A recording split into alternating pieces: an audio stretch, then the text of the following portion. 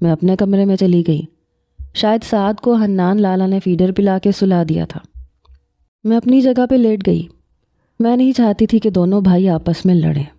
یہی سوچتے سوچتے میری آنکھ لگ گئی۔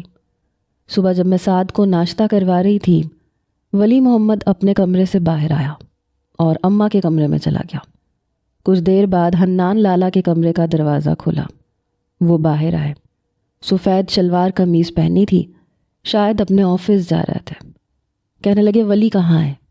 میں نے کہا اماں کے کمرے میں ہے۔ یہ سن کے حنان لالا نے گہری سانس لی، پھر کہنے لگے تم نے سمجھایا ہے ولی کو؟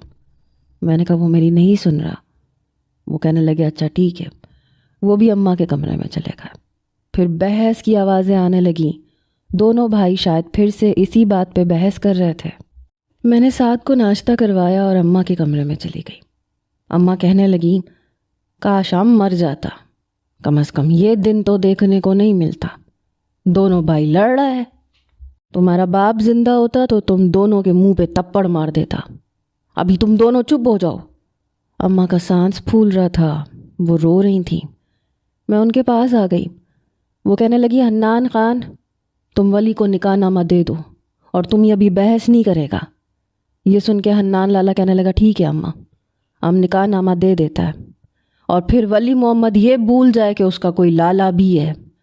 یہ کہہ کے حنان لالا کمرے سے باہر نکل گیا۔ کچھ دیر خاموشی چھائی رہی۔